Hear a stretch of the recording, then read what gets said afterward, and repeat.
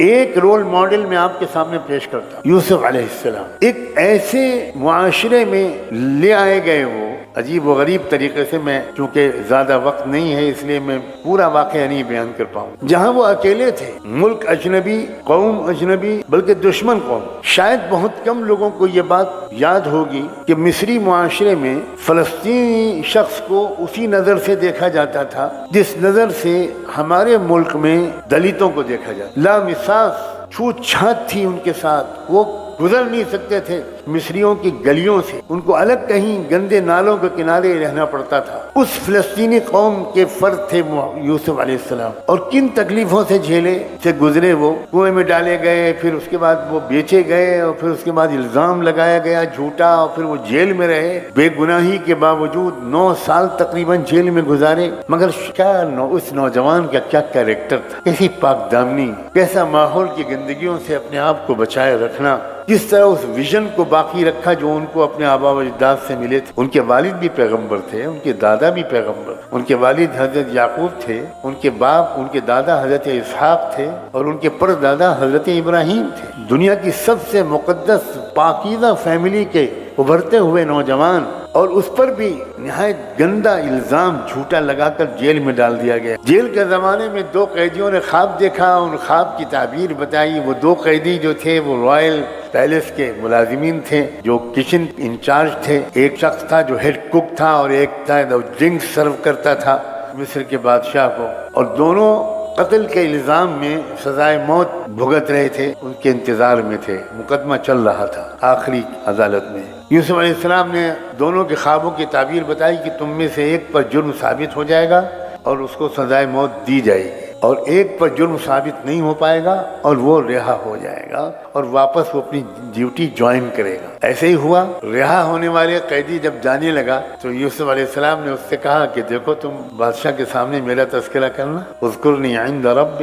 اللہ کا ایک نظام تھا، بھول گیا، وہ اپنی زندگی میں مشغول ہو گیا۔ پھر ایک زمانہ آیا کہ بادشاہ نے کوئی خواب دیکھا، اور اس خواب کی تعبیر جاننے کے لیے وہ پریشان ہوا، بہت سے لوگوں سے پوچھا، وہ نہیں بتا سکے۔ تو اب اس قیدی کو یاد آیا، اور اس نے کہا کہ سرکار، جیل میں ایک شخص ہے، خواب کی تعبیر کا بڑا ماہر، بڑا نیک پاک دامن انسان ہے، میرے خواب کی تعبیر اس نے بالکل سچی بتائی تھی، آپ مجھے اس کے پاس جانے کی اجازت دے دیجئے، بلکہ بھیج دیجئے، آپ کے خواب کی تعبیر میں اس سے پوچھ کر آتا ہوں۔ بادشاہ نے بھیج دیا، خواب کی تعبیر بتا کر یوسف علیہ السلام نے واپس کر دیا۔ خواب کی تعبیر یوسف علیہ السلام نے جو بتائی وہ یہ تھی کہ آپ کے ملک میں 7 سال تک قحط پڑے گا، سوکھا پڑے گا، ڈراٹ ہوگا، اس لیے میرا مشورہ یہ ہے۔ اب خواب کی تعبیر بتانے کے ساتھ ایک مشورہ دیا، ملک کو اس فوڈ کرائسس سے بچانے کے لیے ایک ہمدردانہ اور ایک ایکسپرٹ اوپینین۔ یہ مشورہ یہ تھا کہ آپ ساری فصلوں کو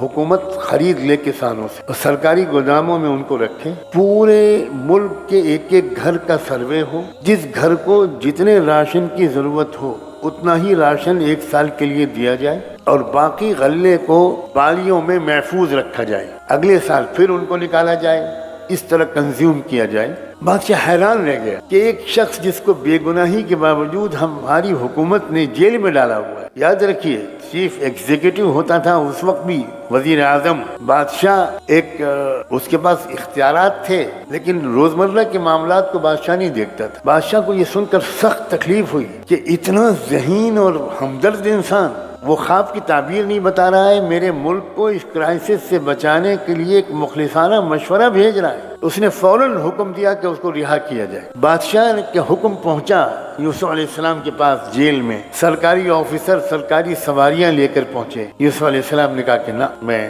کسی کے احسان کے بوجھ لے کر رہائی قبول نہیں کرتا، پہلے میرے کیس کا انویسٹیگیشن کیا جائے۔ مقدمہ ہی نہیں چلا آج تک، کیس چلے، جب ثابت ہو جائے کہ میں بالکل بے گناہ ہوں تب میں رہائی قبول کروں گا۔ میں سرکاری فیصلے سے رہائی قبول نہیں کروں گا، میں جوڈیشل فیصلے سے رہائی قبول۔ پیغام ملا بادشاہ کو کہ وہ تو کہتے ہیں کہ میں رہائی قبول نہیں کروں گا، میرے پر ایک الزام لگا تھا، اس کا کیا ہوا؟ بادشاہ نے فوراً ریکارڈ طلب کیا، فائل مانگی، پڑھ کر حیران رہ گیا کہ یہ کیا ہو رہا ہے ہمارے ملک میں۔ فوراً اس نے کہا کہ میں اس مقدمے کی سماعت خود کروں گا۔ لوگ فاسٹ ٹریک ہیئرنگ کا نام لیتے ہیں، دیکھیں اس بادشاہ نے کس طرح کی ہیئرنگ کی۔ فوراً خود عدالت کے اپنے محل میں لگائی، جج کی کرسی پر بیٹھا، تینوں پارٹیز کو بلا لیا، یوسف علیہ السلام کو بھی سمن کیا، پرائم منسٹر کی بیوی کو بھی بلایا جس نے الزام لگایا تھا جھوٹا، اور جو سول سوسائٹی کی بیگمات تھیں جنہوں نے بات کا بتنگڑ بنایا تھا، نسبتن فی المدینہ جس کو قرآن نے کہا ہے، ان کو بھی طلب کر لیا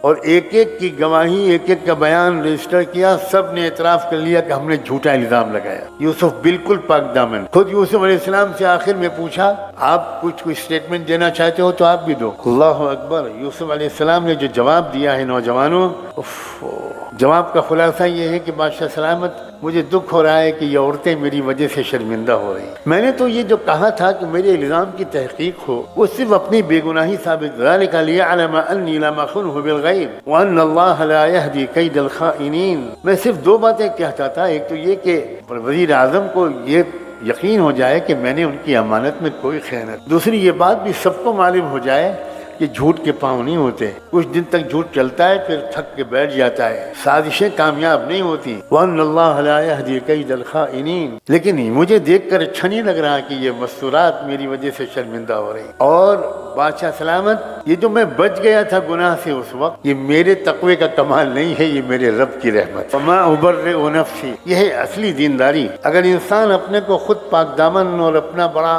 قصیدہ پڑھنے لگے تو یہ تو ابلیس کے راستے پر چل رہا ہے، چاہے وہ طواف کر رہا ہو، چاہے عمرہ اور حج کر رہا ہو۔ یوسف علیہ السلام نے کہا وما أبرئ نفسی، میں اپنے کو بے گناہ نہیں کہتا، الا ما رحم ربی، میرے رب نے مجھے بچا لیا۔ بس اس وقت بادشاہ سلامت نے فیصلہ کیا، عدالت برخاست ہوئی۔ یوسف علیہ السلام سے بادشاہ نے کہا کہ جرم ثابت ہو گیا ہے وزیر اعظم کی بیوی کا بھی اور ان شہر کی بیگمات کے بھی، اب تمہارے ہاتھ میں ہے، چاہو تو معاف کر دو، چاہو تو سزا کا مطالبہ کرو، میں ان کو قانون کے مطابق سب سزا دوں گا۔ یوسف علیہ السلام نے کہا کہ نہیں، بالکل مجھے سزا سے کوئی دلچسپی نہیں ہے، آپ نے سب کو معاف کر دیا۔ اس کے بعد بادشاہ اٹھے اور اٹھ کر اپنے محل میں اندر گئے، اپنے بیڈ روم میں یا اپنے کوئی خاص ملاقاتی کمرے میں، اور وہاں بلوایا یوسف کو، کہا میں 1 to 1 بات کرنا چاہتا ہوں، ائتونی بہ، میرے پاس لے کر آؤ یوسف کو، استخلصہ لنفسی، آج میں اپنا سب سے معتمد مشیر آج سے یوسف کو بناؤں گا۔ یوسف علیہ السلام سے تنہائی میں بیٹھ کر کہا یوسف انک الیوم لدینا مکین امین، پورے ملک کے وزراء میں، کابینہ میں، پارلیمنٹ کے ممبران میں، افسران میں، آفیشلز میں مجھے اب کسی پر بھروسہ نہیں، سب کرپٹ ہیں، سب خود غرض ہیں، کسی کو ملک کی پرواہ نہیں ہے۔ یوسف تم اکیلے انسان ہو، میں جانتا ہوں تم مصری قوم کے نہیں ہو، تم فلسطین کے ہو، میں یہ بھی جانتا ہوں کہ تم ہمارے مذہب کے نہیں ہو، تم دوسرے مذہب کے ہو، میں یہ بھی جانتا ہوں کہ میری قوم کو دشمنی ہے تمہاری قوم سے، لیکن میں اپنے ملک کا بھلا چاہتا ہوں اور میرے ملک کو بچانے کی صلاحیت رکھنے والا کوئی تمہارے سوا نہیں ہے۔ آج سے پورے ملک کا اقتدار تمہارے حوالے کرتا ہوں، سکہ صرف میرا چلے گا، نام میرا رہے گا، پاور، ایبسولوٹ پاور تم کو میں آج ڈیلیکیٹ کروں گا۔ سنو نوجوانوں، اس کے جواب میں یوسف علیہ السلام نے کیا کہا؟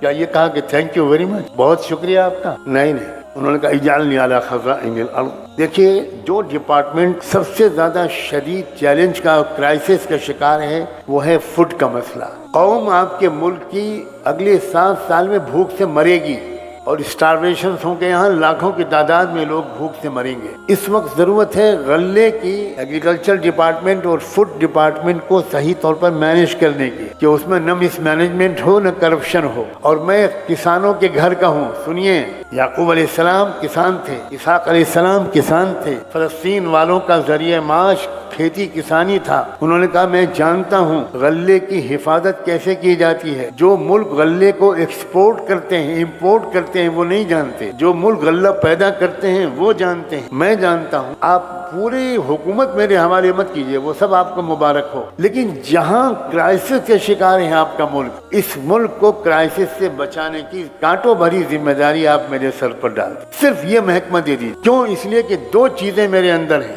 یہی سمجھانے کے لیے میں نے یہ پورا واقعہ سنایا ہے اپنے نوجوانوں کو۔ انی حفیظ علیم، ایک بات تو یہ ہے کہ میں انتہائی ایماندار انسان ہوں، قوم کا ایک نئے پیسے میں خیانت نہ کروں گا، نہ کرنے دوں، اور علیم، اور میں پروفیشنلی ایکسپرٹ ہوں اس غلے کی نظام کی حفاظت اور تقسیم کی۔ پھر تاریخ گواہ ہے، پڑھیے انسائکلوپیڈیا، میں مفسرین کی کتابوں کا حوالہ نہیں دے رہا ہوں، پڑھیے انسائکلوپیڈیا، آپ پڑھیے کینال آف جوزف، آپ گوگل پر ڈال دیجئے کینال آف جوزف، یوسف علیہ السلام نے جو نہر کھدوائی تھی شمالی مصر سے جنوبی مصر تک، اس کا جو نقشہ امریکہ کے ماہر انجینئرز کی ٹیم گئی مصر، اور آج بھی اس پورے دریا اور نہر کو انہوں نے دیکھا کہ یہ نہر کس جغرافیائی فن کے تحت کھودی گئی ہے اور کہاں شمال سے پانی جنوب کی طرف لایا گیا ہے، دریائے نیل سے کیسے پانی کو لیا گیا ہے۔ یہ کیا پروفیشنل قسم کی مہارت تھی یوسف علیہ السلام، حفیظ علیم۔ بس نوجوانوں، میں اب واقعے کو یہیں پہ ختم کرتا ہوں اور یہ کہتا ہوں واقعے کی روشنی میں، نوجوانوں، ہمارے ملک میں ضرورت ہے حفیظ علیم نوجوانوں کی۔